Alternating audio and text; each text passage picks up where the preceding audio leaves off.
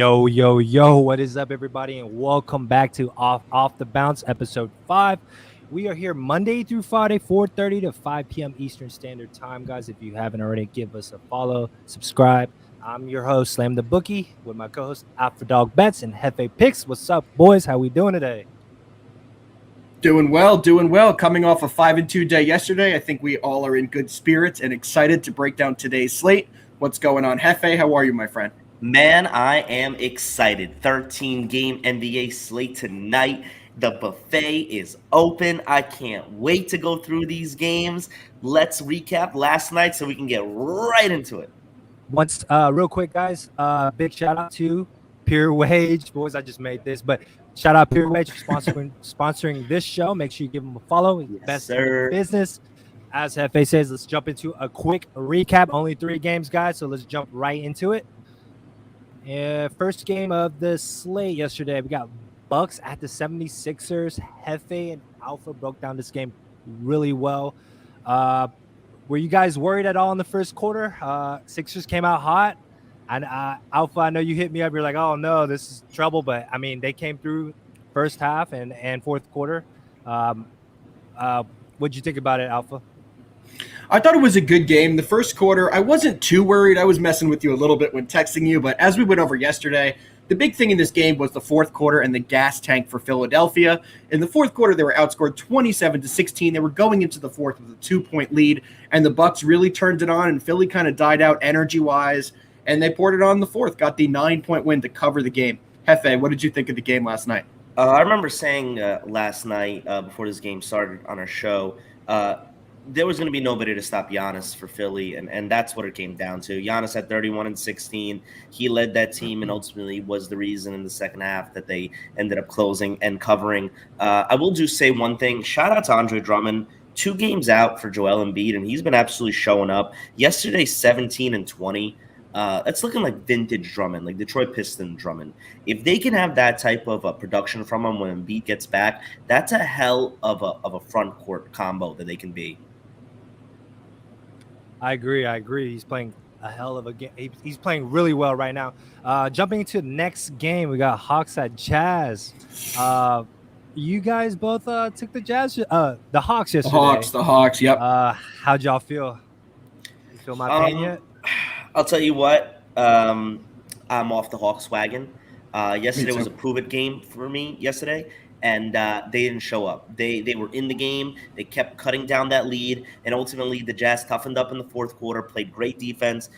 D. Mitch scores 27, and they put him away. I'm sick of Trae Young's step-back floater 3 looking like Steph Curry. He's trying his best, but he ain't producing the results. They are losing. They are 4-8 on the young season. And Alpha, they got to figure it out ASAP. The only bright spot you could say from the Hawks this season has been Kevin Huerter.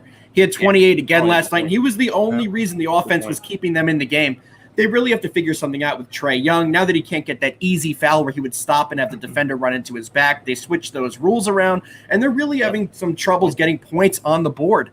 So without Kevin Huerter, this team would be looking even worse. So I'm with you. They're definitely either a fade or layaway team until they prove it to us that they're back to their old form. Three players that I think, and this is just off the cusp, nothing to do with what we're talking about. 3 players that I think are hurting the most from the new officiating rules: Trae Young, Damian Lillard, James Harden. Absolutely. All I hear is complaint after complaint every day, every night. Last night, and we'll get to this game literally right now. Exactly. Damian Lillard goes on a rant about how the officiating is just disgusting. And look, we've all seen the replays of Harden getting hugged by Gary Trent Jr.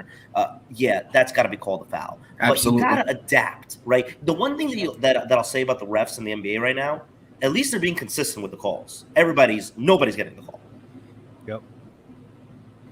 But yeah, man, the Hawks just shit the bed second half once again, man. They've been playing. They can't finish games. That's it. I mean, and where's John Collins, by the way? Where's Mr. Max contract John Collins, by the way? 35 minutes, 7 points. Show up. Got to be better. Show up. Terrible. All right, especially guys, with Bogdanovich out. Exactly. Show up. Yep. Come on. Exactly. You just got your money. I hate when players get paid and then they all of a sudden decide to just suck. It drives me crazy. I'm not throwing my hat. Not yet, at least. Not yet, at least. Not all right, yet. boys. Next let's jump game. into the last recap. We all were on this game. Blazers at the Clippers. We had Clippers minus the 3. Hefe, I think you took money line. I'd say Clippers money line. Yeah, this is one of those thank you Las Vegas for this line type of games. Absolutely. Like thank you Vegas for giving me the Clippers at minus 140 money line against a Trailblazers team that right now they just are 5 random guys on a court not playing together. I don't know. Zero chemistry. I don't know what's wrong with them, but they need to figure it out. This was never even a sweat for me last night. I don't care how many times the Blazers had like a 1 or 2 point lead over the Clippers. You just knew when it came down to it, the Clippers were going to run away with it. Alpha, 100%. The game? 100% feel the same exact way. You knew, even when they were making a run against the Clippers last night, you knew it couldn't be sustained, and you knew that Lillard and those guys do not have it together right now. As you said, it's 5 individuals playing on the court at the same time. There is no chemistry, no continuity, and you can see it in their games, and the results are showing it. Yep. So until they can prove it to us, we're going to have to keep fading the Blazers. Dude, it's ISO ball. Like, it's ISO ball 90% of the time they take it. But it's been like that for years. I mean, not quite like this. Not quite like this. Terry Scott's at least had them playing like a team. I don't know what Chauncey Billups, the new head coach's game plan is. It's almost like they just drop. All right, CJ, you're gonna do ISO this play. All right, Dame, you're gonna do ISO this play. You're gonna drive. If you can't get to the hole, Roko's on this corner. CJ, you come around this corner. Nurkic get the offensive rebounds. There you go. I just did Chauncey Billups' entire game plan for you guys. It's almost like they hired a rookie coach with no experience to a team that needed an experienced coach. Who would have thought that? It's almost like they just hired an ESPN commentator to go coach a professional basketball team, and we're seeing the results of an NBA commentator coaching a professional basketball team. But Slammy, that's enough on the recap. The people want tonight's game's action. Let's get it. All right, boys. Real quick, big shout out to Pure Wage for sponsoring the show once again, guys. If you haven't given him a follow, we're gonna go in today's breakdown real quick, guys. We got a big slate today. Let's jump right into it really quick. First game of the slate, we got Wizards at the Cavs. Wizards minus 3, total sitting at 209 right now. I'm gonna give this to Hefe. Hefe, what do you think about this game? So this is a very interesting game, guys. Wizards at Cavs. Wizards 7-3 against the spread. Cavs 8-3 against the spread. Surprisingly. This is going to be an interesting play for me. I do have a play on this game, and it's going to be Wizards minus 3, and this is why. Obviously, no Colin Sexton for the Cavs. I really think that hurts their backcourt, even though I love Darius Garland as a player and think he can handle his own. Evan Mobley, number 1 option for Rookie of the Year right now. But I like the Wizards because, surprisingly, guys, Hefe Nugget coming right now. The Daily Nugget. Wait for it. The Daily Nugget. It's important. Sir. They're the best rebounding team in the league. 39.1 rebounds per game. And I think that's going to hurt the Cavs, who really rely on the big men of Jared Allen and Evan Mobley. And that's why I'm rolling with the Wizards here in minus 3. Alpha, what do you think about this one? I do like that. If I were to take a side on this game, I would lean the Wizards for sure. But, guys, I like the over in this one. The over is sitting at 209. It's not one of my favorite plays of the day. But if I were to take some action on this one, it is 209. It's a very low total. With the Cavs have been shooting the ball well lately, I think this game does sail over. And I do think this is going to be one of those close games. And as we've said before, the closer the game is, normally it goes over with free throws and such towards the end of the game. So give me the over at 209. Slam, what do you see in this one tonight? Man, I like the Wizards. Wizards minus the 3 is my pick. Just love them in the spot. Sexton is out. Let's ride this Wizard train, sir. baby. I'm pulling for you guys. Wizards have been playing well. Minus 3 as an away favorite. I mean, the books might be up to something here, guys. We've seen this line before. But yeah, I like the Wizards to get it done here. I think the line has dropped, actually. It opened at 4.5. Now it's at 3. I still like the Wizards. But yeah, let's jump right into the next game, guys. Let's do Toronto Raptors versus Celtics. Line sitting at 2.5. I see 3 at most books, actually. So minus 3. Yeah, I'm seeing 3. Hefe, man, I know you were talking about this game earlier. What's your thought? I've been flipping-flopping on this game. Here's why. Last year, when the Celtics were without Jaylen Brown, and honestly, statistically speaking, historically speaking, when they've been playing without Jaylen Brown, they've been playing really well. I believe that they got like 42-17 without Jaylen Brown on playing. So for some reason, him not being there, maybe Jason Tatum elevates his abilities and steps up to the spot, and he usually balls out. But something about the statistical numbers behind these two teams has me leaning towards the Raptors, guys. Raptors 4-0 against the spread on the road, while the Celtics are 0-3 at home against the spread. Raptors have Pascal Siakam coming back. I hope that doesn't mesh with their team chemistry because they're really meshing as a team right now. Statistically, these two teams are both bottom 10 in pace. Siakam kind of messes that up. So if you're trying to choose a total, I know me and Alpha were talking about that before. It's such a low total. It's scary. It's scary. Was it still at 206, Alpha? Correct. Yep, 206. I mean, that's so scary in an NBA game. You just need one person to get hot to ruin that for you. So, guys, I'm going to roll with the Raptors +3 in this one, and it's purely because of the numbers. 4-0 against the spread on the road for Toronto, 0-3 against the spread at home for Boston. Alpha, what are we liking in this one? I lean the Raptors as well in this one. I also lean the over, but this isn't a game that I trust. I can't trust the Raptors this year. They've been great on the road, but that team has to still show me more before I trust them a lot. And the Celtics, man, all the talent in the world, one of the better teams in the league on paper, and it is not transforming to the court. So for me, until they can get it right, I can't take the Celtics either. I lean the plus points with the Raptors, but to me, this is more of a coin flip, guys. This is one game I'm definitely going to be staying away. Slammy, what do you see in this game? Man, no play for me here. Raptors did beat the Celtics a couple weeks ago. See a revenge spot here. Brown being out. I see Tatum showing out tonight. I mean, I don't know. I think the total is low for a reason. I think the better play is under here. It's a sharp play. Most people will take the over with this line because it looks so low. Exactly. It entices a lot of people to jump all over it, which is another scary part of taking it over that's so low. In general, not just in this one. Total. I completely agree. I think Brown being out, the offensive production is going to be limited. I think Celtics are going to really have to step up the defensive game. But yeah, man, if I had to pick, I'll do the under. But it is scary though, so no play for me. But yeah, let's jump right into the next game, guys. Bucks versus the Knicks. Line sitting at 4. I'm gonna let Alpha and Hefe break down the Knicks play here. Alpha, you want to start us off? Yeah, guys, it's a 4-point line tonight. The Knicks have coming in, not been playing their best basketball, but not playing bad basketball. Coming in versus a team that hasn't been playing great either.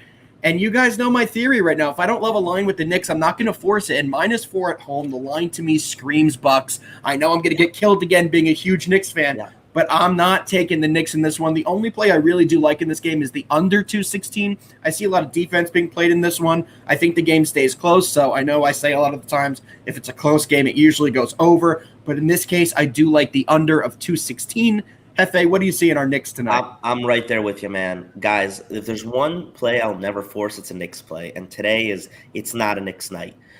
Can they surprise me and win this game? Absolutely they can. They were down by 21 to the Bucks in the previous game and came back, stormed back, and won the game. This line screams Bucks, just like Alpha just said. Milwaukee played last night against Philly. They're coming on a back-to-back again. The Knicks at home to win by 4 points. Knicks rested. It's not vibing with me. As a Knicks fan, I'm rooting for the Knicks. As a bettor, I'm staying away and just watching as a fan. Slammy, what is your take on the Knicks tonight? I know you have something that's probably going to annoy me and Hefe, so let's just hear it now. You already know Slam stays on the Bucks. You knew he was taking the Bucks. He's such a Knicks hater, bro.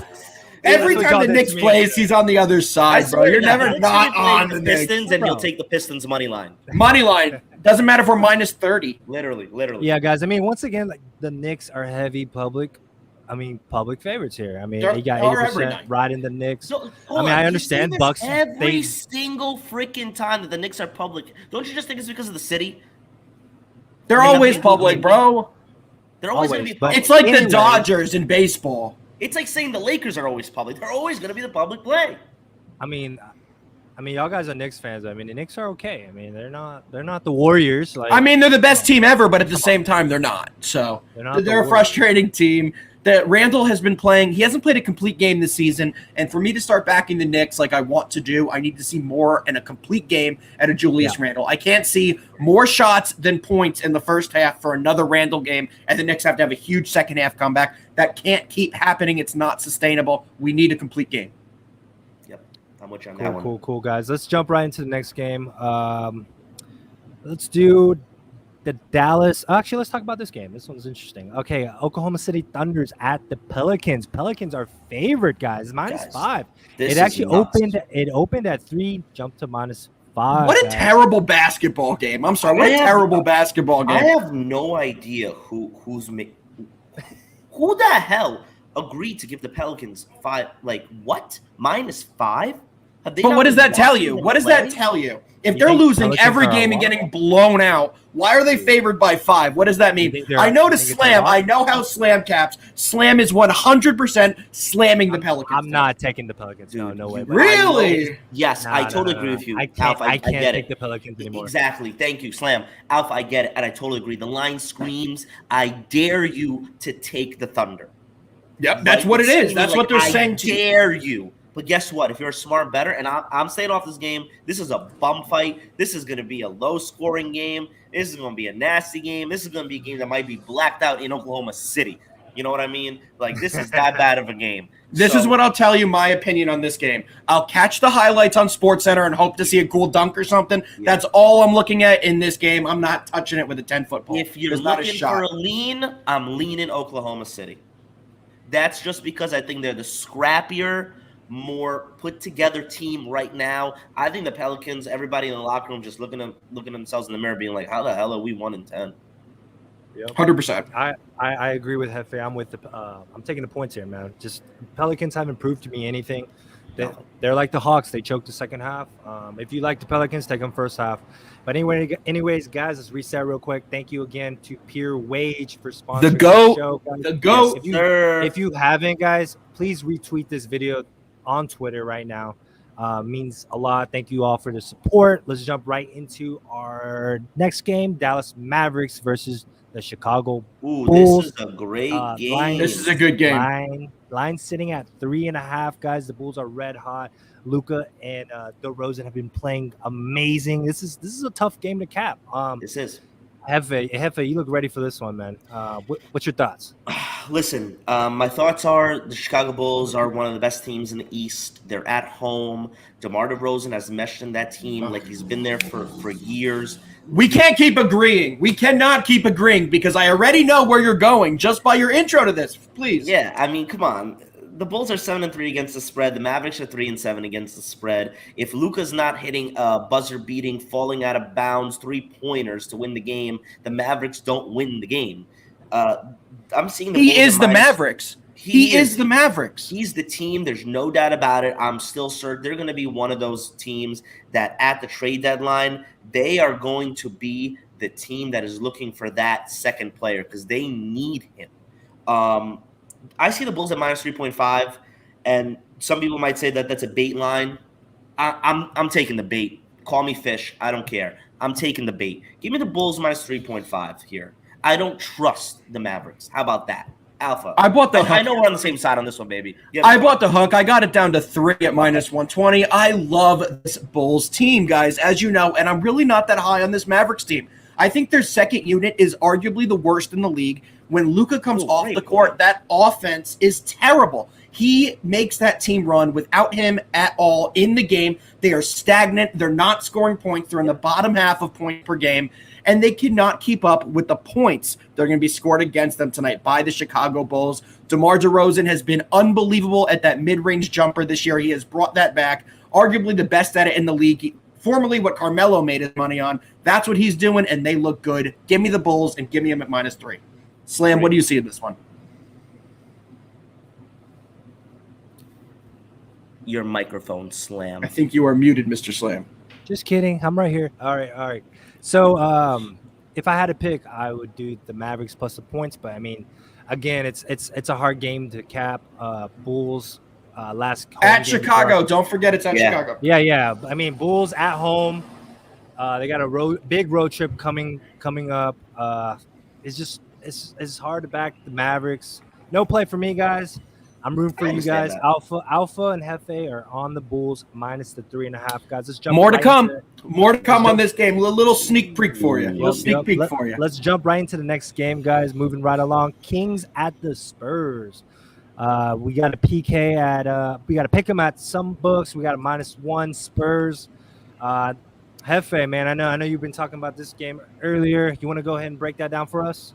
Yeah, I love the Spurs in this spot, guys. I just do. I think they're a better team. They're deeper, better coached. Nobody's talking about Dejounte Murray averaging 17, 8, and 8 this year. I think this line is indicative of how well the Kings played their last game against the Suns. And we spoke about that yesterday. They had a crazy fourth quarter run, and that's really what I think this line is saying. I'm rocking with the Spurs here. I got the money line at -115. This is the Kings' first game of a 4-game road trip. They just packed their bags. They just left their houses. They just kissed their wives, girlfriends on the cheek. They ain't showing up to this game like the Spurs are showing up to this game. Give me the Spurs money line. Love the value in this. I'm with it on the same way. Of course I am, because it seems like today we see most of the games the same. But I'm also on the Spurs tonight, guys. Not one of my favorite plays, but the Kings have not been good. They made a great comeback last game. That's why the line is so shrunk to what it is tonight. But I do not think they're the better team, and Greg Popovich will have these boys ready to go. Give me the Spurs. But to save time so we can hit another game, guys, let's move on to the next game that we have on the slate, which is going to be the Portland Trail Blazers, who we've talked about a lot, going to Phoenix, and the Suns are getting 5 at home. Hefe, what do you think tonight? Guys, this is a tough one. This is a bad game to cap too. This is a bad. Yeah, Slam. I hate the line.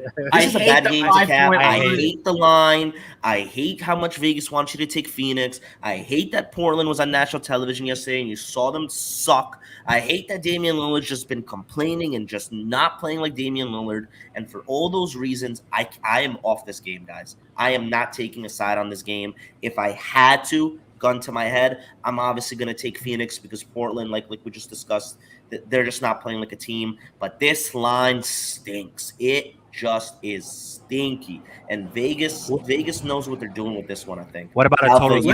You got a side on this one? I do. I actually love the Suns in the spot, even though I don't love the number. What we spoke about earlier, guys, the Portland Trailblazers are not a collective unit. They're 5 individuals playing on the court at the same time. That is the polar opposite of what the Phoenix Suns are. They're a collective unit of guys who move the ball. They pace, they push it, and they get back on defense. Give me the Suns by the 5 points. I don't think it's too many points in this one. Agreed. Yeah, man. No play for me here, man. To stay Blazers on a back-to-back. Suns coming off a bad game. I mean, if I had to lean, I'll take Suns at home right here. But I mean, the Blazers are due. I mean, but when though, So absolutely. No play here. Let's jump right into the next game, guys. Let's do T-Wolves versus the Warriors. Line sitting at 7.5. You already know, boys. I'm fading the Warriors again. I'm taking the T-Wolves here, man. Coming off a terrible loss. I mean, they were leading most of the game, I believe, at the Grizzlies. So I see a spot here for T-Wolves to cover.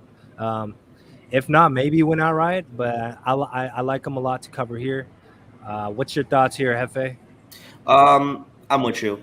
Make it short and sweet. I'm not taking this game, but if I did have a side, I would take the T-Wolves. This is the Warriors' 4th game in 5 nights. Fatigue has to set in. I don't care if you're the best team in the league. Yes, the Warriors are first in every category, offensively and defensively, but sometimes that has to end. And I think tonight the Timberwolves, they won't win, but they might cover only because of fatigue. Alpha, what are we thinking?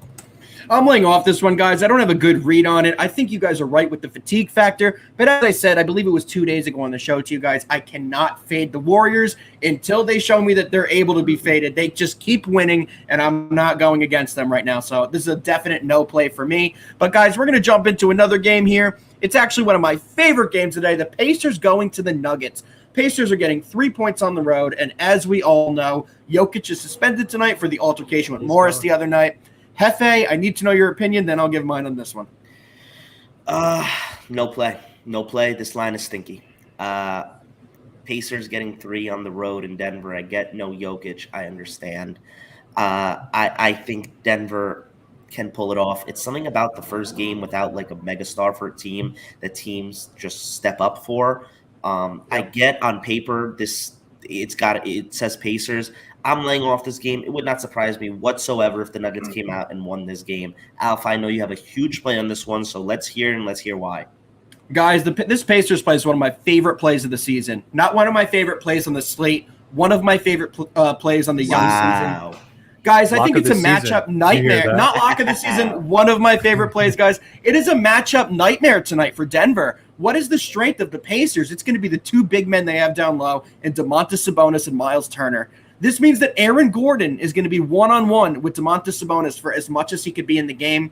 That spells fouls to me. That spells trouble. No LeVert for them tonight, but they do get Brogdon back, and Brogdon is great at facilitating and hitting the open shot. I think the Pacers absolutely smoke them in this one. There is not a matchup that Denver can have to stop the two bigs tonight. So I'm not even going to take up any of your more time, guys. That's my POD, my favorite bet tonight. It's going to be the Pacers. There it is, boys. Play of the millennium is what I heard.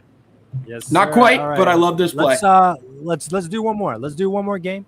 Oh, we got time. We got time for a couple more. We got 5 minutes here. Yeah. Let's jump right into the Heat versus Lakers. Line sitting at -5. We got a couple pending injuries. Looks like Bam might be playing or might not be playing. Same with Tyler Hero. Same with Hero right now. And we know how big Hefe is with Hero in the lineup. But again, this Laker team hasn't been impressive, man. They nearly choked another lead with the Hornets. Thank God for Carmelo Anthony. He had a great game. Yep. Stepped up big time. But again, it's hard for me to take the Lakers here. But good thing. It's hard for me to back the Heat as well. So, Hefe, what's your Alpha? Sorry, you talked. Go ahead. So, guys, one thing that is great for Carmelo and the Lakers is that age doesn't affect shooters. So for your pure shooting, Carmelo's shooting the best in his career, which is great for that team. They have an older team. But, guys, this one, I don't think you could figure out a play on this one until you find out what about Adebayo and Tyler Hero. Those are arguably their two best players, and you need to know before making a judgment on this one if either or if none are going to be in the game. So I'm not touching this one until I get a little more news about Adebayo and Hero. The line is kind of indicating to me that they will not play. At least one of them will sit. So if you like the Lakers now, you could probably get some good value on them before the line moves, before one or two of those guys is taken out. I don't trust that, and I'm staying off till I get the definitive news. And that is exactly why I am taking the Lakers. Give me the 5 points. The line is indicative that probably Bam will not play or Hero will not play. As we know, last game they played, emotions were high. There was a huge fight. A lot of Jokic suspended. Players from the Heat got fined. I think if Bam doesn't play, which is what this line is indicating, Anthony Davis is going to feast tonight. He's going to have 40 points. He'll have 40 points. You're going to give me 5 points. Lakers at home, where they play a little better than they do on the road. That's my lean in this game. What do you think, guys? We got time for one more? Let's cover Rockets Pistons. I think Hefe has a little nugget for us on that one, too. I do. Let him get his Get your Rockets Pistons nugget in. Thank you. And then we'll go to best bets. I'm rocking with the Rockets on this one, and it's really simple. I'm fading the Pistons. The Pistons are last in the league in 2 major categories: points per game and shooting percentage. Guys, they're averaging wins. They're averaging 94.9 points per game. I had to look that up 3 different times. I couldn't believe it. 94.9. That is disgusting. Give me the Rockets. They're scrappy. They're young. They're at home tonight, and they actually stay in games. The Pistons have proved to me that they are not even an NBA team right now. Them and the Pelicans, if this was European soccer, would get relegated right now. Wow. Yep, I'm with you 100%. Real quick, Jalen Green or Cade Cunningham? Right now, Jalen Green. But I take Evan Mobley over both of them right now. Agreed. Ooh, okay. And it's definitely not the guy the Knicks took who's played like 6 minutes and has been absolutely terrible. So don't get me going on that. Let's get into best bets, guys. Let's give the people what they want. Yes, sir. Let's start off with Alpha. Best bets. Y'all already know my favorite play today is Pacers -3. Going to be shifting over to the Bulls -3, and I'm taking the Suns by 5. Bonus PO day for me is going to be the Spurs money line, so I got 4 for y'all tonight. 4. Wow. Give the people your picks. I also got 4. Here we go. Okay. I'm rocking with the Bulls -3. I'm gonna pull an Alpha. Give me that half a point. I'll take it at -120. Hella value there. Give me the Grizzlies first half -2.5. Why? Okay. They're playing the Hornets. The Hornets are 2-8 in first halves this year, people. Out of left field. I love it. It just came to us from left field. My third play, like I just spoke about, is the Rockets money line. Love them. Pistons are the worst team in the NBA. And my fourth play, the Spurs. I told you why I love them. They're much better, deeper, better coach. I think this line is inflated towards the Kings because of how they played the last game. Give me the Spurs. Spurs money line, Rockets money line, Bulls -3, Grizzlies first half -2.5. 4 best bets. Slam, take it away.